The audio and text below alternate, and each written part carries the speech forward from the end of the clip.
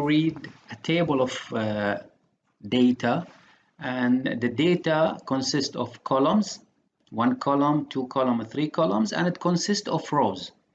The rows are called records, and it depends on the application we are talking about. Each record consists of a data column. It's called the field. So this table is now for students. The first column will be for ID, the second column will be for GPA, the third column will be for a number of hours that each student has completed so far. Each row represents the data for a student. So this is the data for the first student. We call it a record. So the first record is for the first student. This student ID is 2008 1234. The student GPA 3.3, and this student has completed 87 hours. Now we would like to design a program to read this data line by line. Let's read the question. It says a student is expected to graduate if he or she has a GPA greater than or equal to 2 and has completed at least 95 credit hours. Write a program that reads the student ID, GPA, and credit for multiple students. So this is ID, this is GPA, and this is number of credits completed for multiple students. The program should stop reading when a negative ID is entered. So whenever it says negative ID to stop, so what comes in your mind is sentinel controlled while loop. And the sentinel is controlled by the ID. And it says a print number of students expected to graduate. Let us write the code for reading the data first, and then we will write the code for printing how many are expected to graduate. In the data declaration, first we need to define the data for each column. So we will define integer, the ID. The next column was for GPA, and GPA was double. And the next column was number of completed hours, and so we will call it completed hours, and completed hours should be integer. So here we have to define our data that we are going to read from the user. If you remember that the sentinel was depending on ID, it says if we read negative number to stop. Based on that, we will write our loop as follows. We will read the ID as an integer, and then inside the while loop, since it says negative to stop, then write the condition for negative.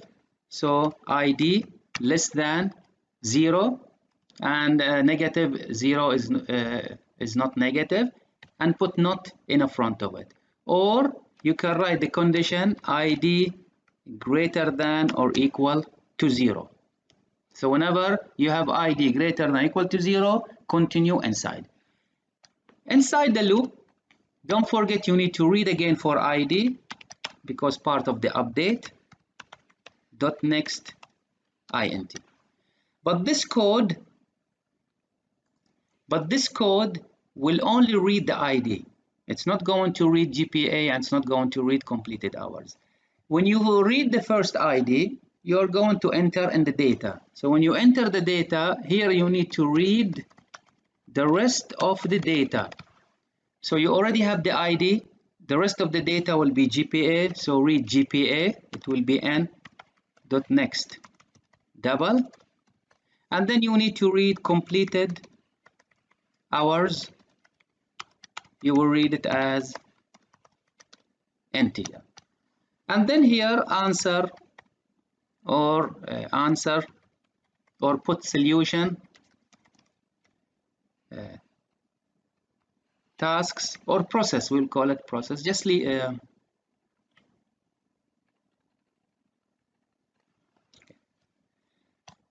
now here inside the loop, we will see what is required, and what is required, we'll put the code for the required thing.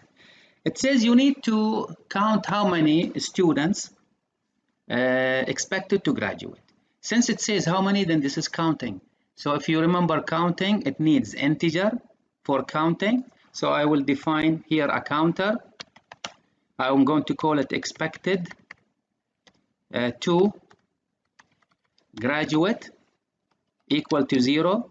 It's a long variable name.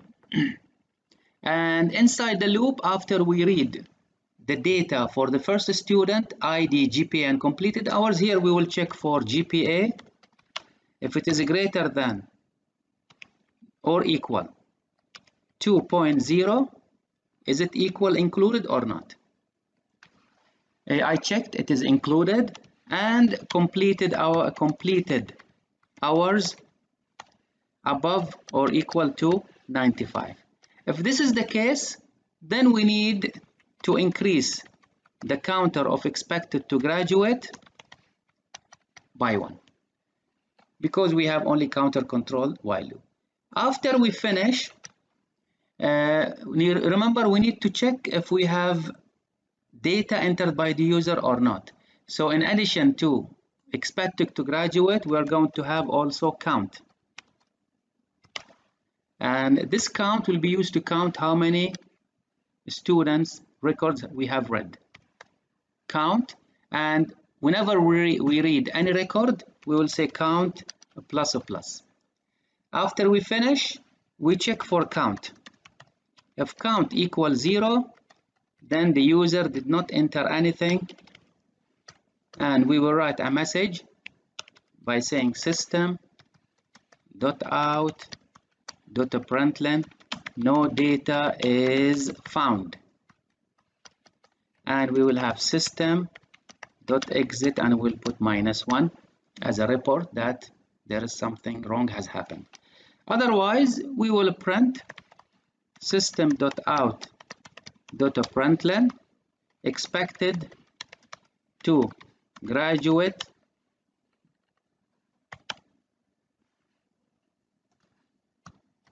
are and expected to graduate. So expected to graduates are, and we put at the end students.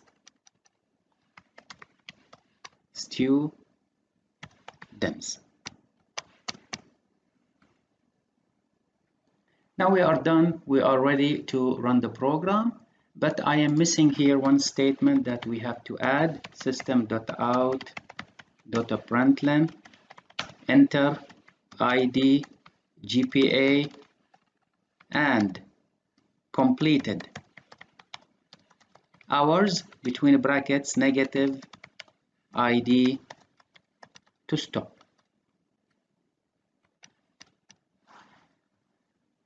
Now we want to run the program in a canvas so that we can see how it reads the data line by line.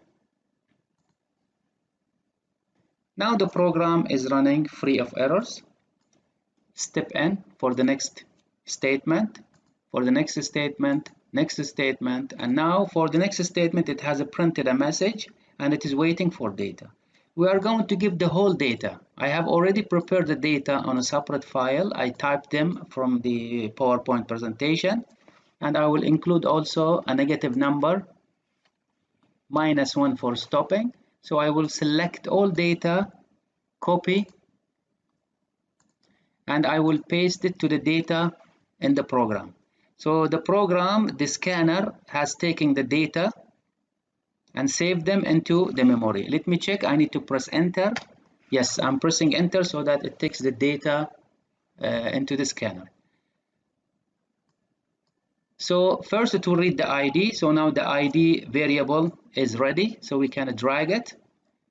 Next, it will read the GPA and will read completed hours. Again, we will bring GPA variable into the canvas and completed hours in the canvas too. And also we have created a variable for expected to graduate that tells me how many expected to graduates we have so far. Let us step into the program step by step. Now for the first student, this is his ID or her ID, GPA 3.3, and we have completed 87 hours.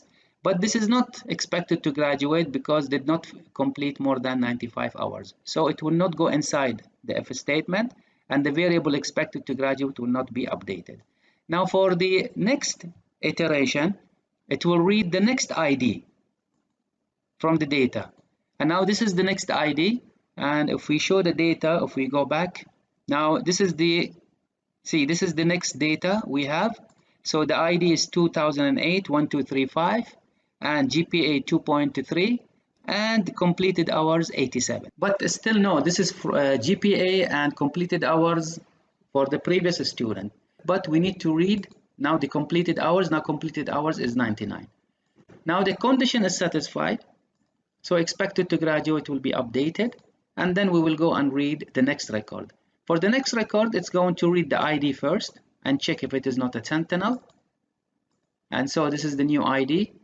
It is not a sentinel, so it's going to read GPA and completed hours. So this is the next record, data 1.9 and 50. This is not expected to graduate, so it will not update the counter. And we'll go and read the next record. This is the next record. So here we have ID, GPA, and completed hours. Step in for the next iteration, and we will keep doing this, reading the data record by record until we read the negative number for ID. Now ID is negative number, and since it is negative number, then it will go out from the loop and we'll check how many records did we read. Since count is not equal to 0, so it will print that expected to graduate are 3 students.